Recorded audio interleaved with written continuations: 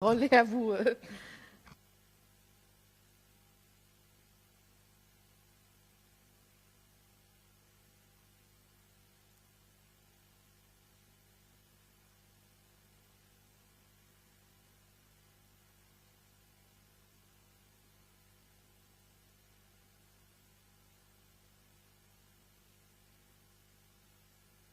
Ok. D'habitude, non, je reviens, je vais revenir de toute façon. Donc au début, نشكر madame de toute façon pour la présentation. نشكر les anciens collègues de toute façon, donc à savoir monsieur le recteur, monsieur le vice-recteur, de toute façon et tous mes collègues de toute façon ici présents pour l'invitation dont ils m'ont fait l'honneur. Je suis très ravi d'être là parmi vous. Donc comme l'a dit madame, je suis le fils de cette université de façon-là, je suis un ex de cette université-là. Et ça me fait énormément plaisir d'être encore là. Je m'excuse auprès de pour certains, à la bali, certains de nos étudiants ont peut-être des problèmes avec la اللغة الفرنسية. راح نحاول يعني بقدر المستطاع باش ندخل دو طون زاوتر يعني شويه بالعربيه. Mais à la bali, vous تسمحوا parce que ça va pas être vraiment possible. Mais au cours du débat يعني في مرحلة الأسئلة أنا مستعد باش نجاوب بالعربية إذا قدرت الفصحى إن شاء الله. Donc, le but de ma présence aujourd'hui là, c'est de partager avec vous une expérience que j'ai vécue et que j'ai trouvée extraordinaire de toute façon au Québec.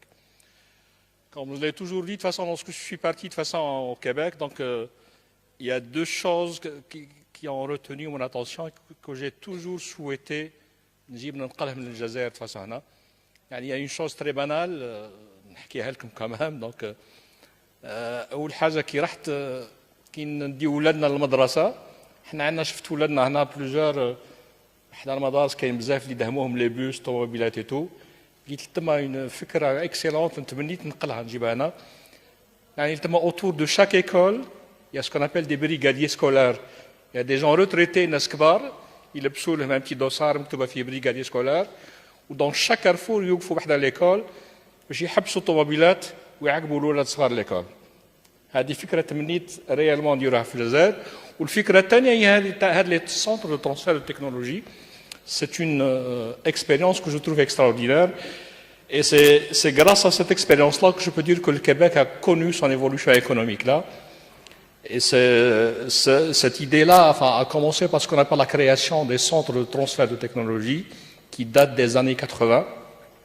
C'était une idée de façon donc pour répondre à des besoins concrets des entreprises de la région. Bon, je vais vous faire donc le plan de ma présentation.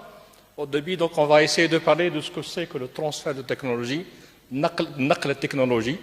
Lorsqu'on parle de technologie, je ne veux pas parler ici de transfert des pays industrialisés vers les pays du tiers-monde. Là, je n'ai pas cette compétence-là, mais j'essaie de parler de transfert de technologie des institutions académiques, donc de l'université à l'industrie. Le deuxième point, donc, je vous parlerai des retombées, plutôt des CCTT et expériences québécoises, donc à l'égard d'un certain nombre de pays comme les Allemands qui ont créé les instituts de Fraunhofer dans les années 60, pardon. Il y a les Français aussi qui ont créé les instituts Carnot dans les années 2006. Les Anglais aussi ont créé de toute façon les Catapult Centers de toute façon dans les années 2012, je crois 2010. Il y a les Québécois ont créé les centres de transfert de technologie dans les années 80. Je vous parlerai également des retombées et les impacts de ces centres-là. Justement, c'est l'objectif de la conférence, c'est j'essaye de faire naître l'intérêt pour ces centres de recherche-là, en espérant qu'un jour, d'ailleurs, je suis très fier déjà que j'ai appris que le ministère de l'Enseignement supérieur déjà a accepté une des demandes qui va dans ce contexte-là. Donc, il va y avoir création d'un centre d'incubation des entreprises. Donc, عبارة عن مركز لإعانة المؤسسات يعاونوا المؤسسات باش يتطوروا باش ينوفيو. Donc, Et dans le quatrième point, donc je vous dirai des performances, parlerai des performances et des pertinences de ces centres-là. Donc, parce que dans tous les pays industrialisés, donc on crée une chose, mais on fixe des objectifs et on fait une évaluation au bout de chaque année pour voir si les attentes et les objectifs ont été atteints ou non. Parce qu'on vous donne là-bas de l'argent, mais il faut qu'en contrepartie, il faut qu'il y ait un retour vers celui qui investit de l'argent. Et enfin, bien sûr, je vous parlerai du centre que j'ai eu l'honneur de diriger depuis 2012 exactement, et qui s'appelle le C2T3. Pourquoi C2T3? Tout simplement parce qu'il y a 2C et 3T. 2C, donc centre collégial, et 3T, transfert de technologie en télécommunication, tout simplement. C'est une façon de décourter de façon la nomination. Et je vous parlerai de certaines réalisations que nous avons faites de façon dans ce centre-là. Donc, au début, donc, on sait que ça, vous allez voir, j'ai essayé de quelques jumelles de façon, en même temps, donc on va parler du transfert de technologie. Donc, avant ça, j'ai appris avec plaisir aussi, le 12 exactement, j'ai lu dans le journal que le ministère les trois ministères, le ministère de l'Industrie et des Mines, le ministère de l'Enseignement supérieur et celui de la Poste et le TIC, ils ont convenu de la création d'un bureau de transfert national. Donc, ce bureau de transfert national-là va avoir la mission de collaborer entre les inventeurs et l'industrie. Bon, moi, ça ne m'a pas plu lorsqu'ils ont dit que ça va gérer surtout de toute façon donc les inventeurs. Pour moi, un transfert, ça se fait entre les chercheurs, qu'ils soient inventeurs ou non. Parce que lorsqu'on parle de recherche, il ne faut pas nécessairement qu'elle soit formalisée par des brevets ou par des licences. Il y a certaines recherches qui seront formalisées par des brevets et d'autres non, et d'autres nécessairement non. Donc moi, ce que je sais, c'est que le transfert de technologie, c'est transmettre les connaissances qui sont issues de la recherche académique, qu'elles soient formalisées ou non sous forme de brevet ou de propriété intellectuelle, à une autre institution qui va donc les industrialiser et les rendre commercialisables. Donc, نقل الأفكار الجامعية من فكرة إلى application, donc il a إلى تطبيق là. Donc تجسيد فكرة. تجسيد voilà exactement c'est le terme. شكرا مدام. هو تجسيد الأبحاث العلمية إلى تطبيقات فعلية pour qu'elle réponde à des besoins concrets de l'entreprise.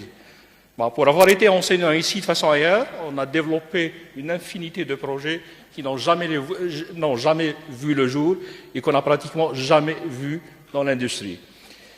Là, la mission de ces centres, avant de parler de ces centres, la mission de ce transfert et que je souhaite, c'est qu'elle concrétise la recherche, c'est qu'elle industrialise les idées. Vous êtes des étudiants, vous avez une idée. Ce centre de transfert de technologie qui sera, Inch'Allah, créé prochainement, vous sera offert comme étant une plateforme dans laquelle vous allez mettre vos idées et avec l'aide des autres, essayer de la transformer en une application concrète qui répond à des besoins concrets. Voilà. Donc, tatbiq fi'li, li job, il a matalib fi'liya, a des besoins. احتياجات فعلية exactement. Je dois m'asseoir parce que... Oui, très bien. Donc, on sait tous que le transfert de technologie, c'est le processus qui désigne le transfert formel à l'industrie des découvertes au sein d'une institution académique, soit l'université ou des écoles privées ou des écoles publiques ou privées, dans le but, bien sûr, de les commercialiser et de les rendre exploitables réellement.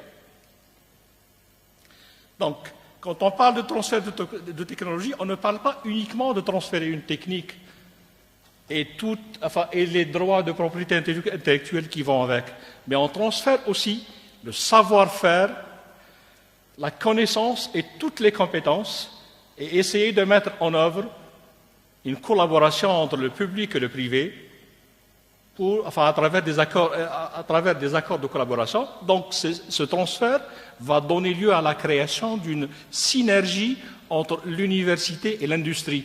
Ça va être le lien وهمزة الوصل بين الأبحاث الجامعية والتطبيقات الصناعية. Donc, pour ce qui est de ce transfert, comme je l'avais déjà dit, donc c'est la concrétisation de la recherche, donc qui consiste à transformer la recherche en innovation industrielle, en cédant, enfin il y a des moments où on doit céder la propriété intellectuelle, il y a des moments où on donne des licences d'utilisation de ces recherches-là, et il y a des moments où on doit carrément vendre de toute façon sous la forme de brevets, etc. Alors, donc, pour résumer le tout, comme je l'avais déjà dit, donc, c'est la concrétisation de la recherche fondamentale et l'industrialisation des idées. On attend peut-être que les gens assistent. Ok, ça va. Ouais. On se donne un peu de temps, je m'excuse pour que les gens, parce qu'il y a l'arrivée à ça. Hein?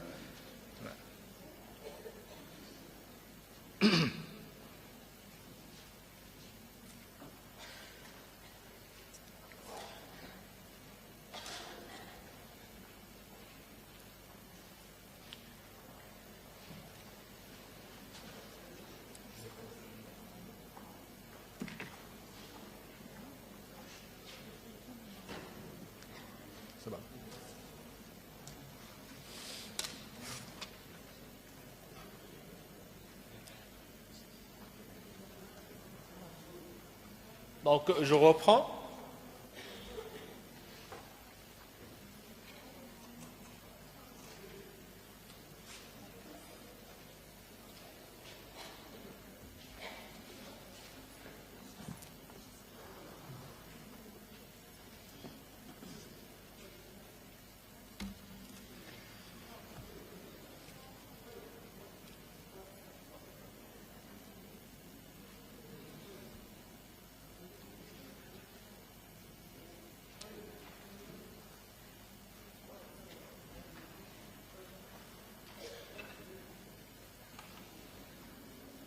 هي الطالبات تفضلوا اسرعوا شويه.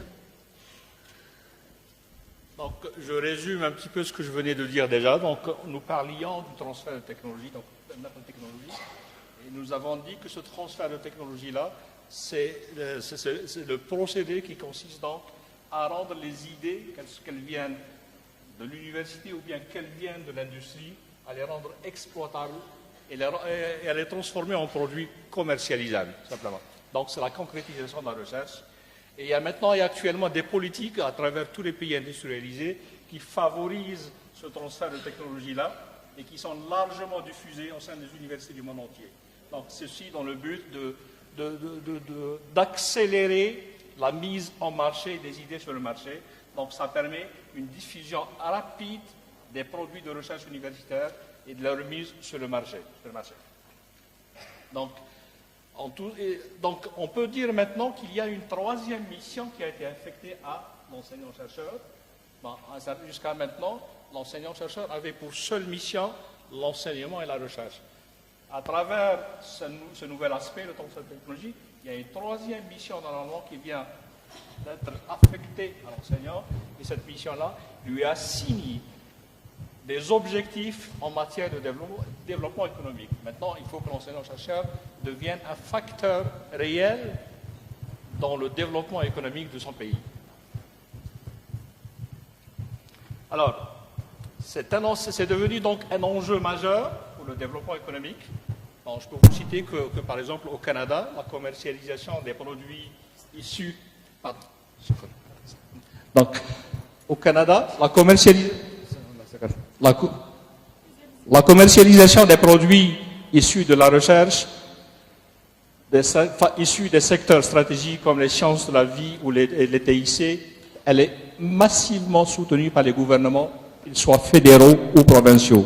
Bon, parce qu'il y a tout ça, enfin au Canada, il y a un gouvernement fédéral, il y a 10 provinces qui chacun a son gouvernement. C'est pour ça que je parle des gouvernements, le fédéral et les gouvernements provinciaux.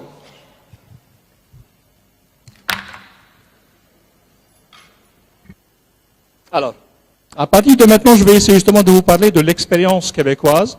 Donc, cette idée qui a consisté dans les années 80 à créer des centres de transfert de technologie pour répondre à des besoins des entreprises de la région, parce qu'il se trouve qu'à une certaine époque, les entreprises québécoises souffraient énormément du problème de compétitivité, parce que du fait que le Québec est limitrophe des USA, donc les entreprises américaines font beaucoup d'ombre aux entreprises québécoises, et donc il y a eu même à un certain moment une certaine tendance.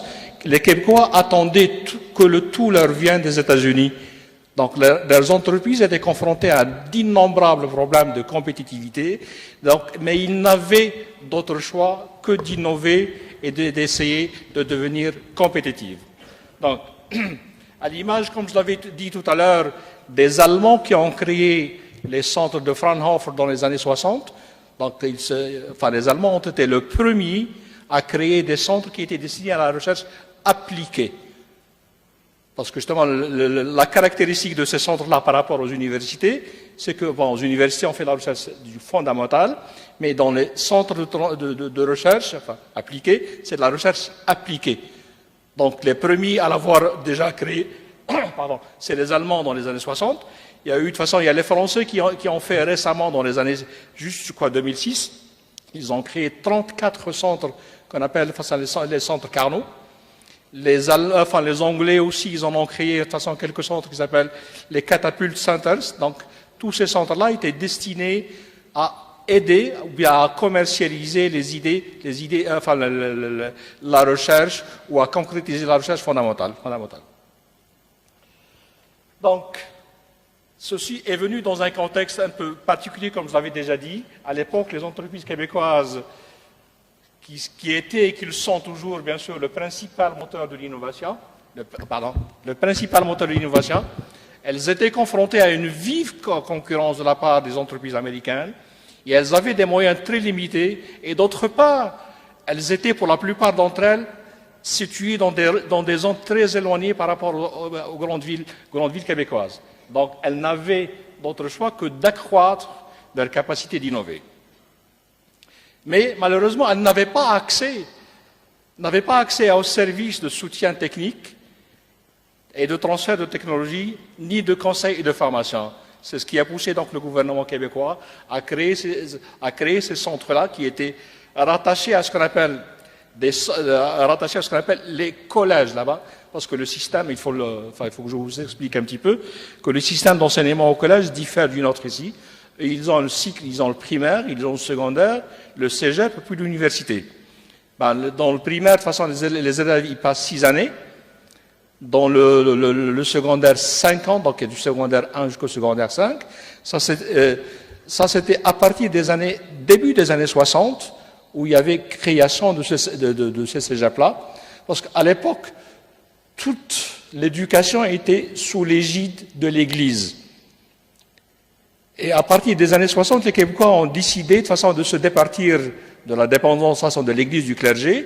Donc, ils ont créé de nouveaux systèmes et ils ont créé ce qu'ils appellent les cégep, CEGEP, qui sont des collèges de l'enseignement général et de l'enseignement professionnel. Donc, ces cégeps-là forment des techniciens au bout de 2 à 3 années, qui peuvent être destinés directement à l'industrie, ou bien qui peuvent aller se perfectionner à l'université pour se spécialiser dans d'autres domaines. C'est l'équivalent, donc, chez nous, du lycée plus les 2 années de tronc commun, entre le lycée et tronc commun. Donc, et ces cégeps-là aussi ont été créés à un certain moment pour répondre à des besoins économiques régionaux. Donc, ils ont créé des cégeps et par la suite des CCTT selon les spécialités de chaque région. Par exemple, dans la région de Trois-Rivières où j'habitais, c'est la région de la Mauricie, c'était une région qui était très spécialisée en mécanique à un certain moment et en pâte et papier. Parce que le Canada et le Québec, il y a beaucoup de bois, donc ils fabriquent beaucoup de pâte et de papier. Donc, pour répondre à ces besoins-là, ils ont créé 2 centres de transfert de technologie, l'un en métallurgie et l'autre en pâte et papier. Et au début, de toute façon, des années 2000, moi, ça a coïncidé un petit peu avec mon arrivée. Moi, je suis arrivé là-bas en 2006. C'est en 2008 qu'a été créé le centre de télécommunication, de transfert en télécommunication. Parce qu'on voulait briser la bipolarité, parce que là-bas, il y avait lorsqu'on parle de télécom, il y avait le pôle de Montréal et le pôle de Québec.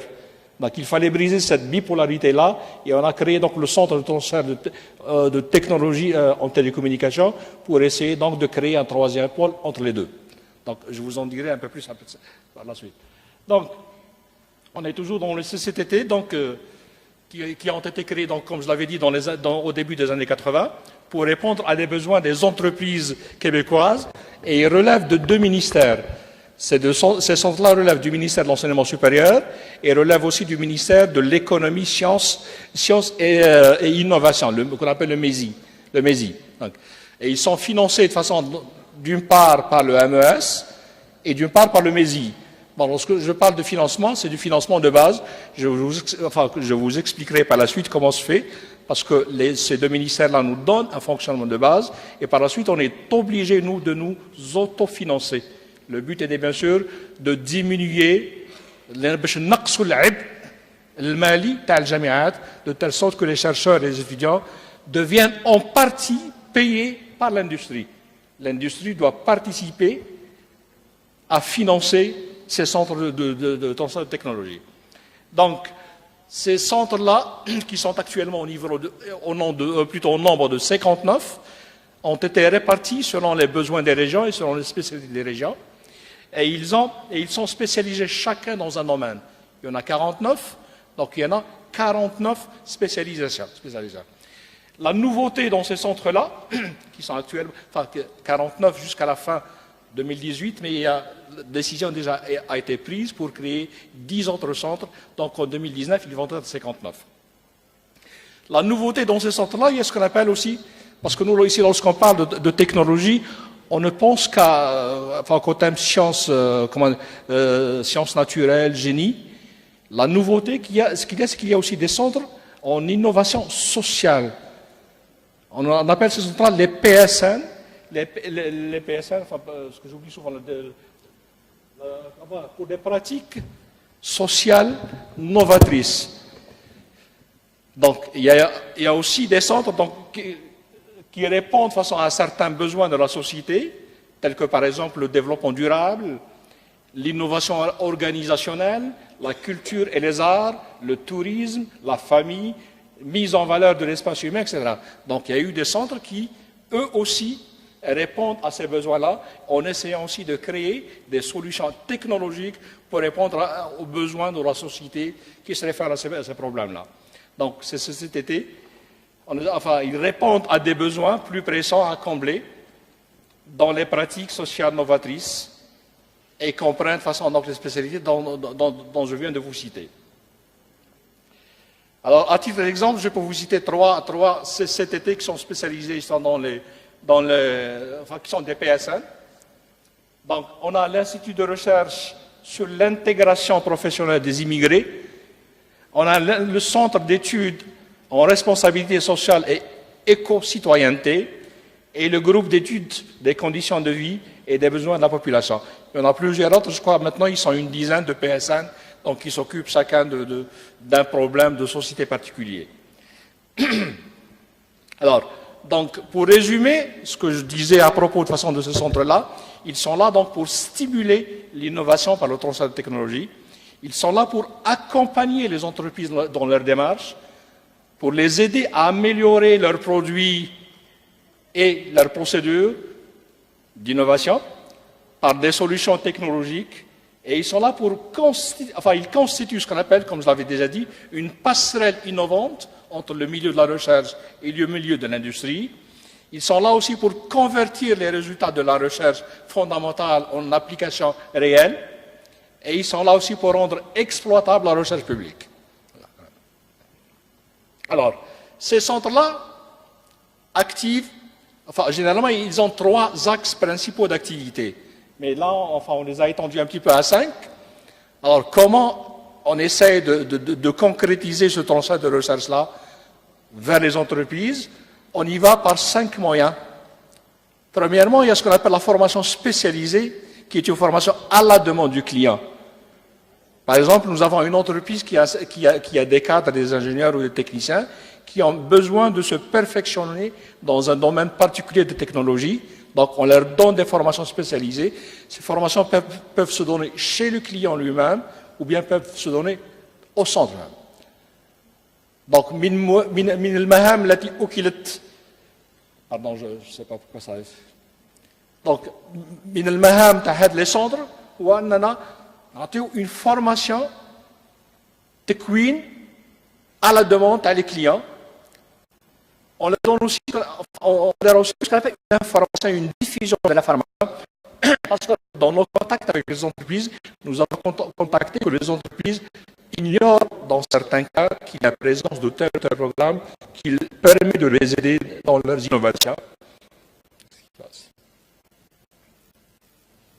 Donc, les deux autres points essentiels, donc on a ce qu'on appelle un support technique, je vous expliquerai par la suite ce qu'on fait exactement dans ce contexte-là, et on leur développe des produits donc, qui répondent à des besoins concrets. Comme je l'avais déjà expliqué ce matin à nos collègues, par exemple, vous êtes un entrepreneur, vous avez une problématique, vous voulez par exemple automatiser une chaîne, vous voulez améliorer de façon un produit ou une procédure, donc on se rencontre, on essaie de vous écouter et de comprendre la problématique et on vous propose une solution qui répond concrètement à ce besoin-là. Bon, je vous donnerai par la suite de toute façon des exemples concrets pour ce... Bon, donc, comme je l'avais dit actuellement, donc, en théorie, il y a 59 qui, donc 49 sont fonctionnels déjà. Et tous cet été-là sont regroupés dans le cadre de ce qu'on appelle un réseau Transtech. Ce réseau Transtech-là, justement, représente l'ensemble de ces CTT-là au niveau gouvernemental. C'est lui qui revendique, par exemple, nos droits au niveau du gouvernement canadien ou bien au niveau du gouvernement québécois. Et c'est lui aussi qui nous permet de nous réunir, qui nous assure un certain réseautage, soit entre nous, soit avec les entreprises. Donc celui qui organise des colloques et des rencontres de tout type pour permettre de toute façon qu'il y ait contact réel entre l'industrie et les chercheurs. Là. Bon, donc, la mission essentielle de ce réseau-là, donc, c'est de représenter les CCTT au niveau des gouvernements, de faciliter le réseautage national et international, parce qu'il ça lui arrive aussi même de nous organiser des séances de réseautage avec des représentants internationaux ou bien des rencontres. Il nous organise aussi des ententes de collaboration avec pas mal de pays. Donc, on en a eu avec la Belgique, avec la France, avec les USA, avec les pays de l'Amérique latine, etc. Et donc, tout cela dans le but d'accompagner les entreprises dans leur innovation. Alors, le soutien technique, qui est l'un des trois principaux axes des activités de ce centre-là, ça consiste donc à accompagner les entreprises dans un processus de changement technologique, ou bien les aider à adopter et adapter les technologies et les solutions technologiques. Il y a un point sur lequel je voudrais insister, c'est que dans les centres de technologie, on n'invente pas de nouvelles technologies. Comme je l'ai tout le temps dit dans mes rencontres, on utilise la technologie déjà existante et on essaie de l'adapter aux besoins concrets de l'entreprise. ما نخترعوش تكنولوجيات جديدة، لكن نستعملوا التكنولوجيات الموجودة ونحاولوا باش نضبطوها نكيفها مع الاحتياجات تاع l'entreprise. Donc, on les aide aussi, de façon, on les aide les entreprises de façon donc, à trouver du financement parce que là-bas, peut-être contrairement à chez nous malheureusement, il y a énormément de programmes qui permettent de subventionner les entreprises et de les aider à innover. Et la majorité de ces entreprises-là ignorent l'existence de ces programmes-là. Nous, parmi nos tâches et nos missions, on essaye justement d'orienter ces entreprises-là et les aider à aller trouver ce genre de subventions-là. Et donc aussi, on les aide donc à assurer un transfert de savoir, de savoir-faire et de savoir. La deuxième partie, c'est le développement technologique. C'est dans ce contexte-là où on répond par des applications concrètes.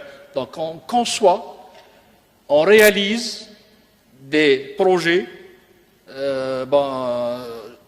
comment dirais-je, un entrepreneur a un besoin particulier pour améliorer, pour innover.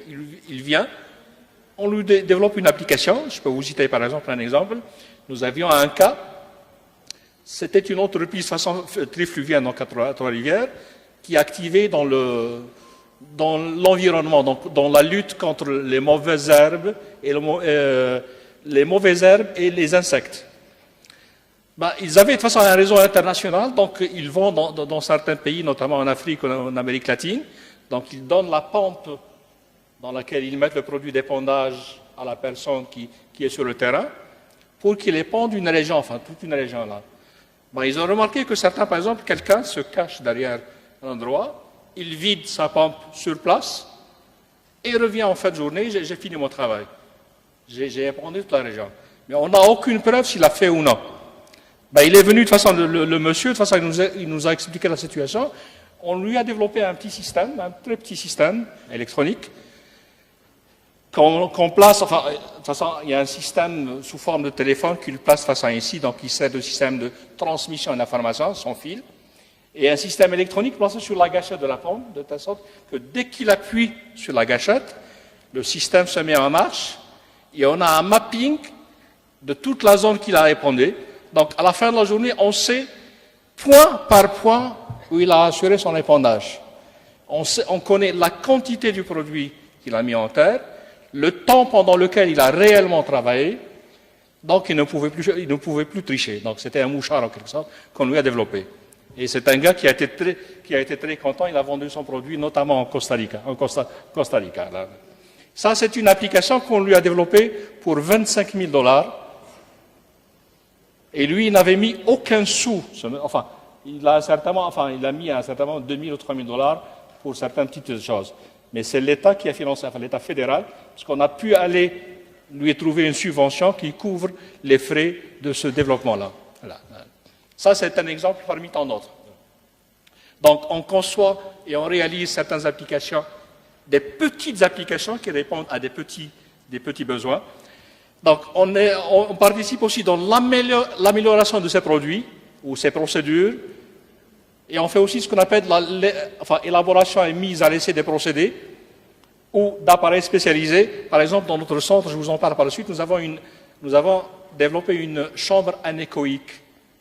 Bon, je sais pas, de toute façon, les spécialistes connaissent ce que c'est, chambre anéchoïque. C'est une chambre dans laquelle, de toute façon, on fait des mesures et les signaux qui se passent, qui sont à l'intérieur, ne sortent pas et ceux de l'extérieur n'entrent pas. Parce que par les gens spécialisés en télécom, ils savent que nous sommes inondés d'ondes électromagnétiques.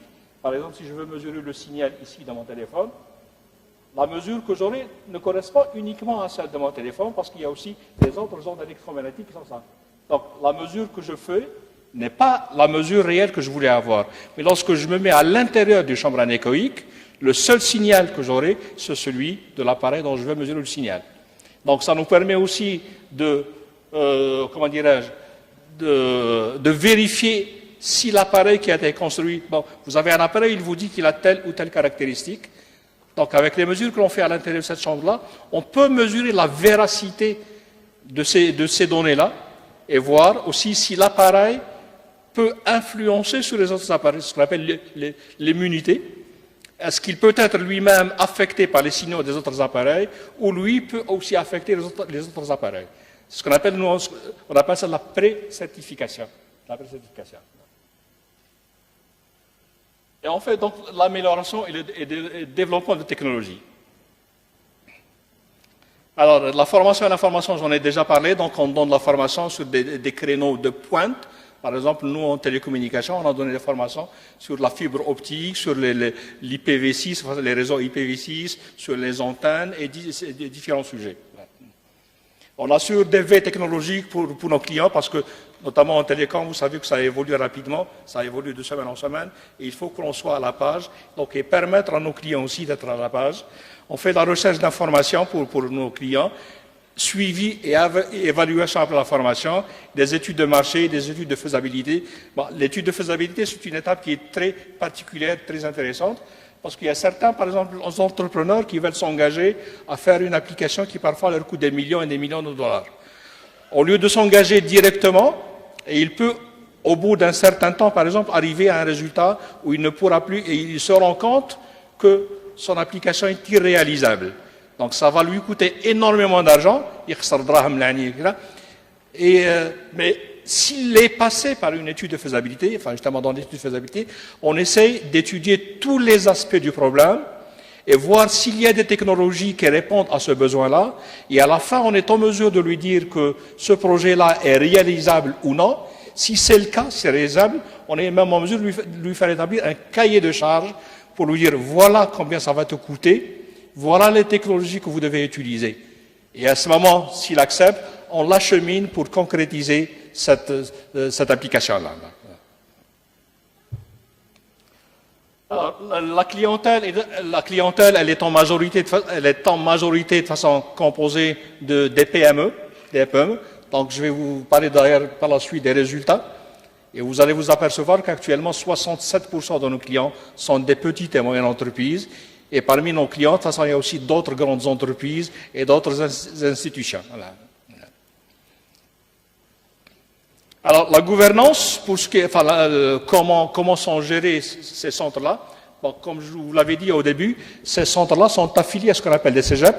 Donc, elles doivent rendre compte à la direction générale de ce cégep-là et au CA, donc le conseil d'administration de façon de ce cégep-là, chaque année. Donc, chaque année, on est obligé de faire un bilan annuel de nos activités et on est aussi obligé de faire le plan stratégique pour l'année à venir qu'on doit présenter au CA, qui doit approuver cela pour que le financement de l'année prochaine nous soit accordé. En plus de cela, on rend compte aux deux ministères. Chaque année, on est obligé de façon de faire ce qu'on appelle une requête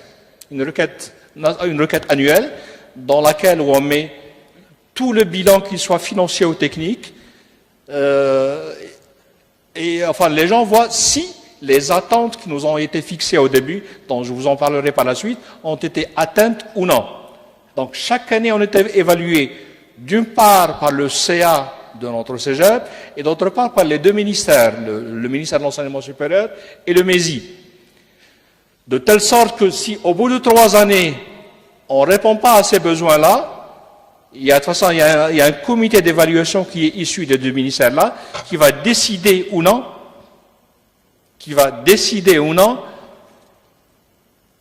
de prolonger de toute façon le mandat de cet été-là. Donc il faut que je fasse vite, parce qu'apparemment, c'était combien le temps tout? Bon, on m'avait parlé d'1 heure, moi je me suis préparé pour 1 heure, c'est pour ça. Okay. Ah, très bien. Très bien. Ah, très bien. Bon, de toute façon, je vais essayer de façon de tout résumer, je vais me passer de façon donc, comme je vous l'avais dit, il y a un certain moment de façon, donc, pour le financement de ce centre-là, on est financé en un tiers par les deux ministères. Donc le ministère nous donne un financement de base, qui est à peu près de 280 000 de base, et le reste, on est obligé de se le procurer nous-mêmes avec des contrats avec les entreprises.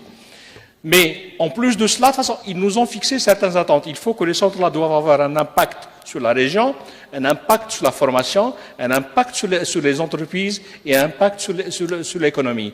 Et tout cela doit être jugé à la fin. Et toutes les 5 années, il y a un comité issu des deux ministères-là qui fait le bilan de tous les centres-là pour voir si les attentes ont été fixées et si les cibles ont été atteintes. Parce que pour chaque attente, on nous fixe une cible. Par exemple, pour les entreprises, ils souhaitent que le nombre de clients total en PME soit supérieur à 60%. Selon la dernière étude, la dernière évaluation, le taux de la clientèle de ce société-là a dépassé 67%. Donc on est à peu près à 68% de la clientèle qui est issue de la PME, et les autres, c'est des grandes entreprises et institutions. L'autre impact qu'on nous exige, c'est de l'impact sur les étudiants et les enseignants. Parce qu'ils veulent que d'année en année, le nombre d'étudiants et d'enseignants adhérents à cette société-là augmente. Il a été remarqué que durant les 5 dernières années, parce que je parle des 5 dernières années pendant lesquelles j'étais le directeur de ce centre-là, parce que la dernière évaluation a été faite en 2015-2016, et on a vu que le nombre d'étudiants a augmenté de 94%, les étudiants qui rejoignent ce centre-là, et le nombre des enseignants a été augmenté à peu près de 17%. L'autre point, donc, concernant l'impact sur les entreprises, ils ont fait donc un sondage au niveau des entreprises là, et ils ont constaté que les entreprises sont satisfaites à 94% des services qui leur ont été rendus par les CCTT. Alors maintenant, concernant le financement, vous savez que dans un pays capitaliste, lorsqu'on vous donne $1, il s'attend à ce que vous lui reveniez avec au moins ce dollar-là, sinon plus. Donc, ils nous ont fixé 2 cibles, à savoir le taux d'autofinancement et ce qu'on appelle aussi l'effet levier. Le taux de financement, bon, on avait dit que le 1/3 des financements nous vient des 2 ministères-là, mais il faut... Bon, moi, j'avais par exemple une équipe de 10 personnes. Si on nous donne $280 000, ça ne couvre même pas le salaire de la moitié de mes employés. Donc, il fallait que l'on trouve des activités et des contrats avec les entreprises.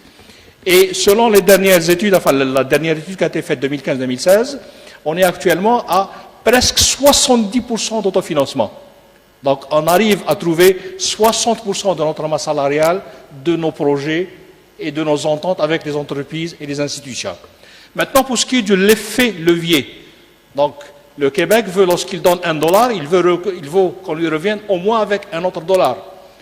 Alors, l'attente dans ce point-là a été largement dépassée, parce qu'il se trouve que pour tout dollar financé, les CCTT arrivent maintenant à générer 6,7 $.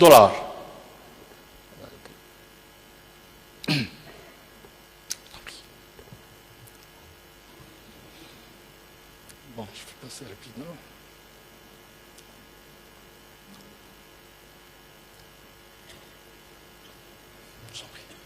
Donc, je reviens juste sur les critères d'évaluation qu'on nous a fixés.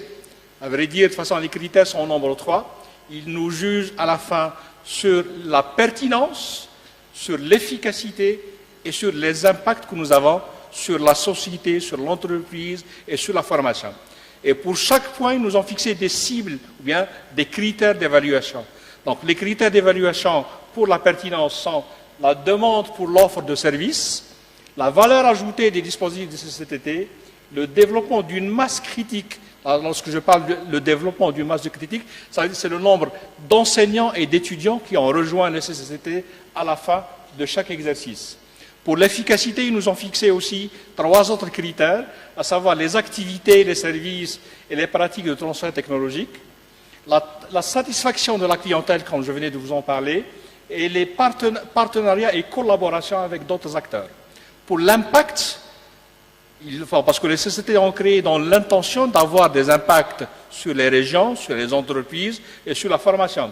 Donc, à la fin, de toute façon, on nous demande des comptes, quels sont les impacts que nous avons eus sur l'implication des partenaires financiers. C'est là justement où on parle de l'effet financier, de l'effet levier, sur l'implantation de l'innovation sur la clientèle et les impacts sur la formation. Donc, je vais de toute façon essayer d'accélérer un petit peu tout cela. En vous résumant ici tous les points qui ont été relevés concernant aux critères. Donc, il a été remarqué qu'il y a eu une augmentation de 19,5 du nombre de clients technologiques depuis 2011-2012. Une clientèle qui est composée à 69,7% de PME, des revenus qui ont atteint, rien que l'année 2015-2016, 90,2 millions de dollars.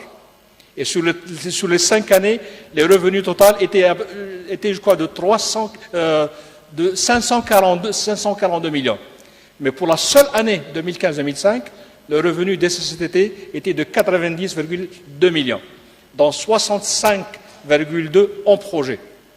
Donc, imaginez, vous avez déjà une idée sur le taux de projet, bien le taux du chiffre d'affaires de CCTT qui vient des projets. On a aussi donc des revenus totaux de 396, il était là sur les 5 ans, et des investissements de 90 millions de dollars en matière d'équipement. Donc là, de toute façon, les sociétés s'organisent pour demander des subventions en matière d'équipement et d'infrastructure. Bon, je peux vous citer que l'exemple de mon centre. En 2016, j'ai pu obtenir un centre, on a construit un nouveau centre carrément, qui nous a coûté 6 millions de dollars. Et j'ai pu obtenir 970 000 dollars pour la chambre anéchoïque, pour la bâtisse et les équipements que j'ai eus.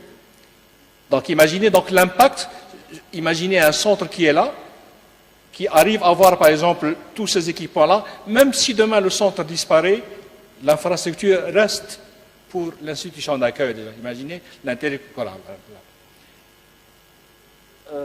Bon, c'est pas la peine, j'en ai déjà parlé de façon des impacts tout à l'heure. Donc on a eu donc des impacts formidables sur la région, qui étaient très éloignés, donc qui ont bénéficié de la présence de ces centres-là, notamment parce que ces centres-là investissent, enfin tout leur budget d'investissement et de fonctionnement se fait dans les régions. Donc ça permet de maintenir les étudiants et les professionnels dans les régions. Donc ça permet d'enrichir indirectement les régions. Pour ce qui est de l'impact sur les étudiants, j'avais dit tout à l'heure qu'il y a eu une augmentation de 94% de la présence des étudiants dans les centres-là, ainsi que celle des étudiants. Bon, je crois que j'ai trop long dépassé. Je vais essayer de dépasser certaines.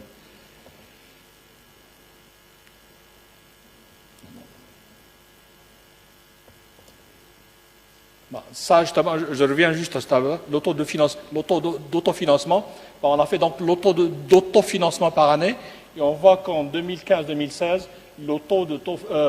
non, pardon, c'est l'effet levier. Je l'ai dépassé. L'effet levier. Donc, en 2015-2016, l'effet levier est de 5,77.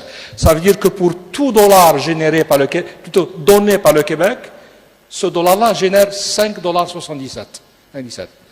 Donc, le financement.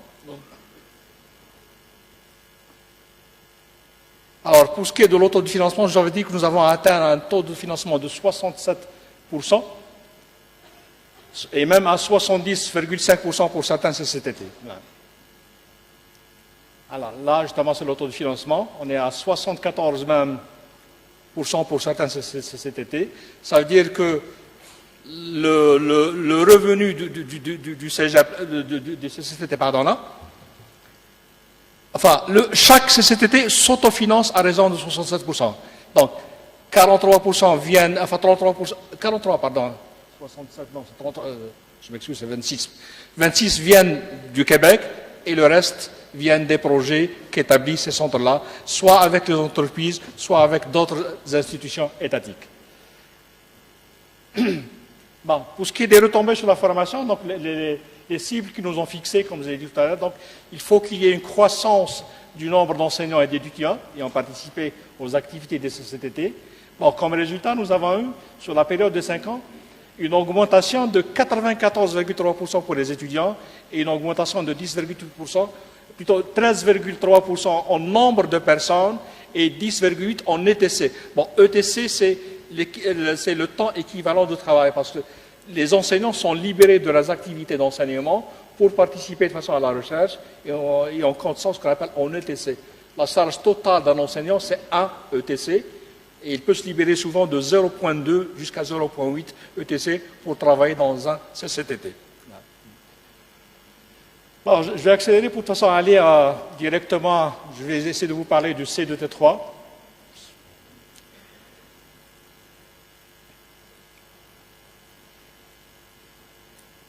Bon, voilà. Donc, là, je vais essayer de toute façon, dans le temps qui me reste un petit peu, de vous parler le C2T3. Donc, c'est un centre qui a été créé en 2008 et dont la mission, bien sûr, comme tous les autres là, consiste à aider les entreprises à se développer et à innover. Donc, il a pour mandat d'aider les PME à améliorer la productivité et la capacité d'innovation. Donc, comment? En essayant d'aider les entreprises à adopter l'utilisation de nouvelles technologies et de les adapter à leurs besoins. Je m'excuse, je m'oublie souvent. Pour les aider donc à innover, à devenir plus innovantes et plus compétitives. Donc, la mission du C2T3 se résume autour du maître mot, comme je l'ai dit, autour du transfert de technologie, qui se fait de 3 façons: la recherche et développement, la formation spécialisée et le support technique. Enfin, comment dirais-je, les axes de recherche du C2T3, on les résume généralement ce qu'on appelle les 5 T. On travaille dans la télétransmission, télémesure, télédétection, traçabilité et télésurveillance. Ce sont les 5 axes principaux sur lesquels on travaille de façon au C23. Mais ceci, à entendre ceci, on dirait que nous sommes un petit peu confinés uniquement dans ce qui est télécommunications. Je peux vous dire que parmi nos clients, je vais vous en parler d'ailleurs, on a des clients qui viennent de tous les secteurs. Et je peux même dire, pour une année, surtout de l'agriculture. Je vais vous en parler. Donc, les moyens dont nous disposons pour aider les entreprises sont au nombre de 3. Donc, le support technique, la recherche appliquée et la formation spécialisée. Alors, dans le support technique, donc, nous assurons ce qu'on appelle des visites interactives.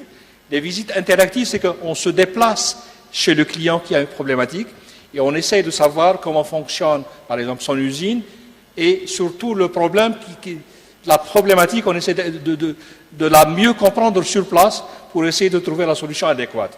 Donc, on fait ce qu'on appelle des études de faisabilité, comme je l'ai expliqué tout à l'heure, pour voir si la solution que l'on veut lui développer ou bien qu'il veut développer, est-ce qu'elle est réalisable ou non. On lui donne de l'information, on lui assure, enfin, on évalue ses besoins, on l'oriente dans les choix technologiques. Dans la recherche et développement, donc on conçoit, comme je l'ai dit, des projets de recherche et développement. On lui fait de l'expertise de labo, enfin de l'expertise en labo. Donc, on lui fait de la pré-certification aussi, des mesures et des analyses de certains appareils ou bien de certains produits. Il y a certains qui développent un certain produit, donc ils veulent s'assurer que ce produit répond aux besoins ou non. Donc, on peut lui faire des analyses et des mesures dans nos labos.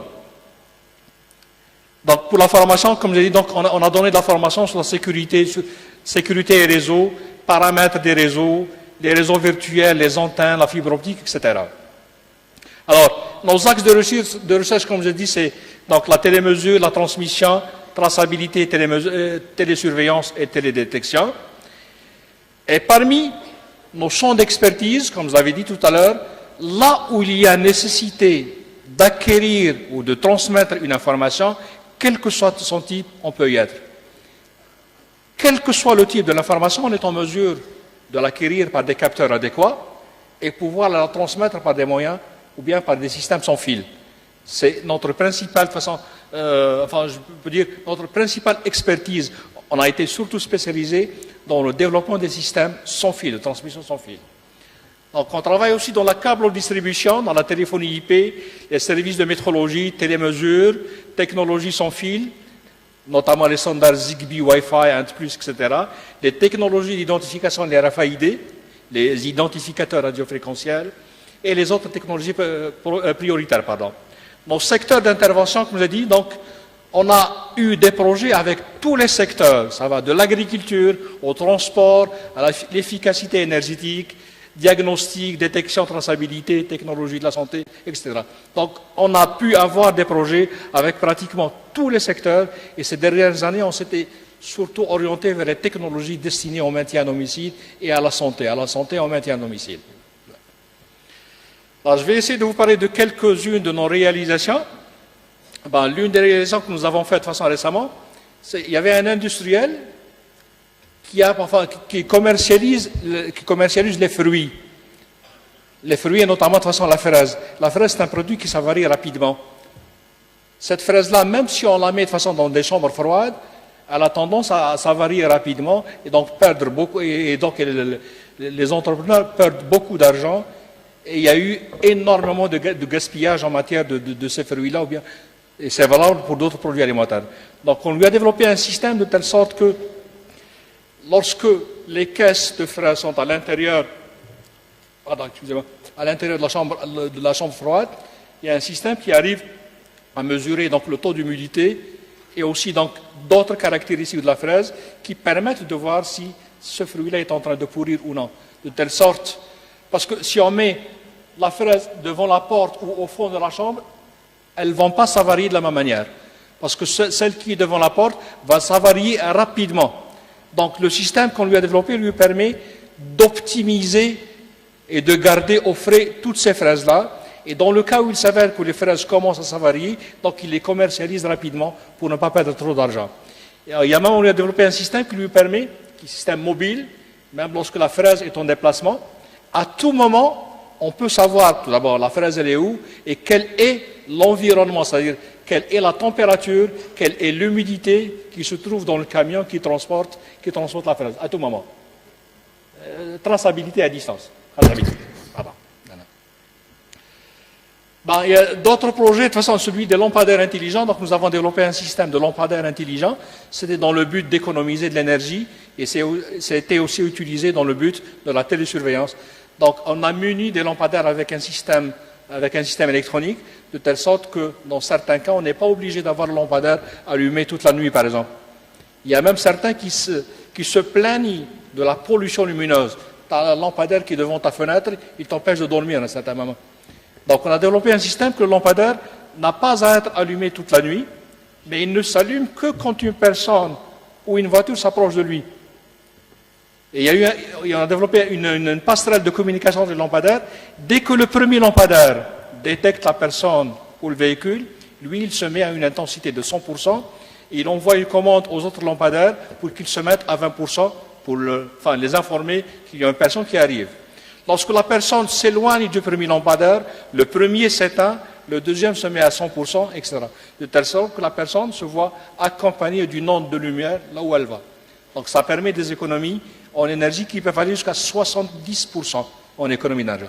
Et on les a fait aussi doter de caméras. Si jamais la caméra détecte que la personne, par exemple, va à des armes, porte des armes avec elle, il y a un système de tracking qui se déclenche, donc on sait où va cette personne-là. On peut même munir ces lampadaires-là de microphones. Je vous cite par exemple un exemple. Il y a quelqu'un qui vient jeter ses poubelles devant un lampadaire. On peut l'appeler à distance, ramasse tes ordures. Ça peut se faire à travers ces lampadaires-là. Voilà. Donc ça, bon, juste je vous explique le principe qui était donc il s'approche. Donc le premier se met à 100%, les autres se mettent à 20%. Il s'éloigne, le premier s'éteint, les autres se mettent à 100% et ainsi de suite. Voilà. Alors, donc, comme je l'avais dit, nous sommes engagés ces dernières années aussi dans les technologies dédiées à la santé en maintien à domicile pour sécuriser les personnes et l'environnement pour des services adaptés et pour améliorer la qualité de vie de ce qu'ils appellent eux les aînés. Nous, on les appelle les vieux ici. Eux, là-bas, ils les appellent de toute façon les aînés. Donc, ils n'aiment pas qu'on les appelle les vieux de toute façon. Alors, donc, il y a différents moyens pour sécuriser ces gens-là. Parmi les applications que nous avons faites là, c'est un vêtement intelligent.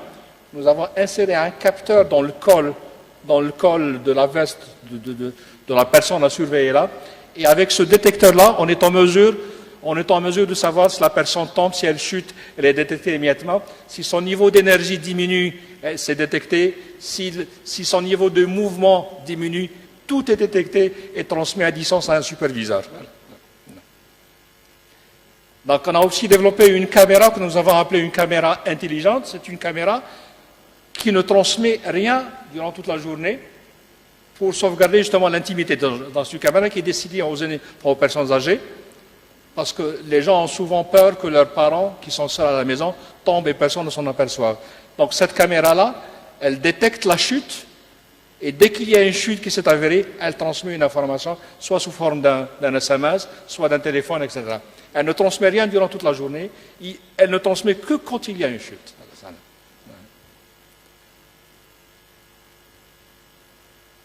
Bon, ça, c'est le vêtement dont je vous ai parlé, c'est le col de toute façon dans lequel nous avons inséré les capteurs, donc, qui permet donc de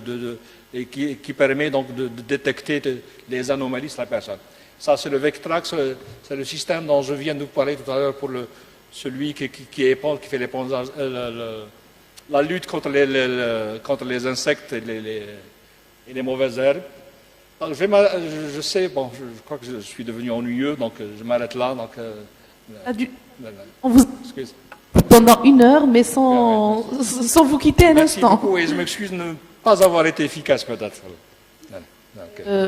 Très efficace même. Si vous avez des questions dans n'importe quel domaine, donc je suis en mesure de répondre à vos questions. Très bien. Je tiens d'abord applaudissant monsieur professeur Mdjeldi. Donc finalement, vous nous avez fait une conférence d'1 heure de temps, mais croyez-moi, moi je vous ai écouté avec un grand intérêt, du début jusqu'à la fin, parce qu'au fait, on a appris des choses. On a, comme je vous l'ai dit en introduction, Le domaine du transfert de technologie est encore méconnu chez nous, pas très répandu. Donc aujourd'hui, j'ai pu vraiment comprendre les différentes missions et vraiment toutes les tâches qui sont accomplies par un centre de transfert de technologie. Donc nous allons ouvrir le débat et prendre quelques questions, mais avant je vais prendre un petit